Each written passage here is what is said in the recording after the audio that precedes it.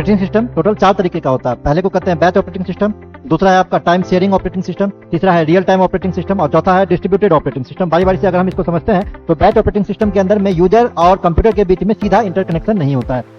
इसमें जॉब्स को बैच बना के दिया जाता है। आप ऐसे समझें कि जैसे अगर कोई सिस्टम को हम मल्टीपल काम दे दें और सिस्टम बारी बारी से काम को प्रोसेस करे, वो है आपका बैच ऑपरेटिंग सिस्टम। अगर हम एग्जांपल की बात करें तो IBM 360 या जो पुराने जमाने का पंच कार्ड होता था, वो भी आपको बैच ऑपरेटिंग सिस्टम के बेस पे ही वो काम करता है। दूसरा है आपका टाइम शेयरिंग ऑपरेटिंग सिस्टम। इसमें क्या होता है कि एक ही सिस्टम के रिसोर्सेज को अलग अलग टाइम में यूजर्स यूज करता है। आप ठीक इसी प्रकार से आप ऐसे समझ सकते हैं कि जैसे एक रेस्टोरेंट के अंदर जब हम खाना खाने जाते हैं तो एक वेटर जो होता है वो अलग अलग मल्टीपल टेबल को टाइम स्लॉट में बांट के सर्व कर रहा होता है। तो ये टाइम शेयरिंग ऑपरेटिंग सिस्टम के बेस पे वो काम को डन करता है। अगर हम एग्जांपल की बात करेंगे तो विंडो 10, यूनिक्स, लाइनक्स, ये इसके कुछ एग्जांपल। तीसरा है आपका रियल टाइम ऑपरेटिंग सिस्टम। ये ऑपरेटिंग सिस्टम जो है ये समय की पाबंदी पे चलता है। जैसे हम मिसाइल सिस्टम की बात करें, जैसे हम मेडिकल डायग्नोस्टिक्स की बात करें, तो इसमें रियल टाइम ऑपरेटिंग सिस्टम काम में आता है। कहने का मतलब ये है जहां देरी का मतलब तबाही, उसको आप समझ सकते हैं रियल टाइम ऑपरेटिंग सिस्टम। अगर हम एग्जांपल की बात करें तो QNX का एग्जांपल हो सकता है। RT लिनक्स भी इसका एक अलग से एग्जांपल है। चौथा आपका डिस्ट्रीब्यूटेड ऑपरेटिंग सिस्टम। यहाँ पे क्या होता है, कंप्यूटर एक टीम वर्क में काम करता है। जब अलग अलग कंप्यूटर